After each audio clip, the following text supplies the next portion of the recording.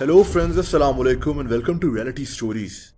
दोस्तों, कुछ कहानियां झूठी होकर भी इतनी मशहूर हो जाती हैं कि लोग इन पर यकीन करने लगते हैं। एक ऐसी ही कहानी एक खौफनाक औरत के बारे में है जो 1970s में जापान में मशहूर हुई थी। एक औरत जिसका चेहरा कटा हुआ था, जो बच्चों को अगवा करती थी।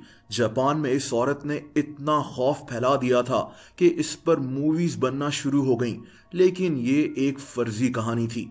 ये कहानी 1978 में जापान के टाउन यात्सू से शुरू हुई थी। इस टाउन में एक फैमिली रहती थी जो खेती बाड़ी करते थे। इस फैमिली में एक बूढ़ी औरत थी। इसने सबको बताया कि इसने एक ऐसी औरत को देखा है जिसका मुंह कटा हुआ है। ये औरत इसको अपने घर के गार्डन के बाहर खड़ी हुई नजर आई थी। ये कहानी देखते ही देखते इस टाउन में मशहूर हो गई, यहाँ तक कि ये कहानी अखबार में भी छप गई। इस कहानी के अखबार में छपने के बाद तो लोग इस पर और भी यकीन करने लगे।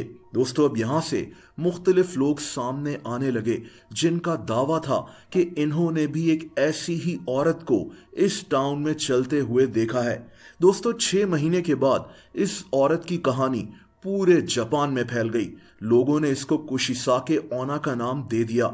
जापान में स्कूल जाने वाले बच्चे खास तौर पर इस औरत से बहुत डरे हुए थे। कई बच्चों का दावा था कि इन्हें ये औरत नजर आई है। इनके मुताबिक इस औरत ने चेहरे पर एक मास्क पहना होता था। ये औरत इनसे पूछती थी कि क्या मैं खूबसूरत हूँ। बच्चा कहता था कि हाँ, तो ये औरत अपने चेहरे से मास्क हटा देती।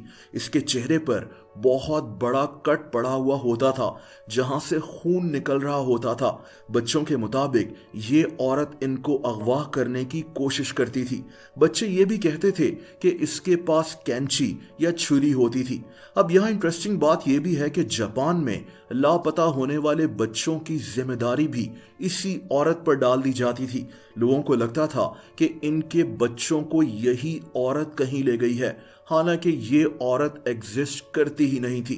दोस्तों, अब ऐसे किस्से कहानियां जापान में इतने मशहूर हो गए कि जापान में पेरेंट्स अपने बच्चों को अकेले स्कूल भेजते हुए भी डरते थे। हालांकि ये सिर्फ एक फर्जी कहानी थी। 1 साल के बाद ये बात सब समझ चुके थे कि ये सिर्फ एक अफवाह थी। लेकिन जापान में बच्चों के जहनों में इस औरत का खौफ बैठ चुका था। बच्चे अपने घर से निकलते हुए भी डरते थे। दोस्तों, ना सिर्फ जापान बल्कि ये कहानी साउथ कोरिया में भी मशहूर हो गई थी। ये कैरेक्टर जापान में एनिमेशंस और फिल्म्स में भी आना शुरू हो गया।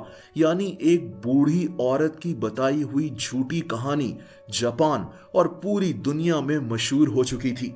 इस औरत की फर्जी कहानी आज तक जापान में बच्चों को खौफजदा कर देती है। दोस्तों, आप लोग मुझसे इंस्टाग्राम पर भी कनेक्ट कर सकते हैं। उसका लिंक नीचे डिस्क्रिप्शन में मौजूद है। वीडियो पसंद आई हो तो वीडियो को लाइक जरूर कर दें। ऐसी इंटरेस्टिंग वीडियोस देखने के लिए इस चैनल को सब्सक्राइब कर लें और बेल आइकन पर भी हिट कर दें ताकि इस चैनल की वीडियोस के नोटिफिकेशंस आपको मिलते रहें। अपना बहुत ज्यादा ख्याल रखें। अल्लाह हाफिज।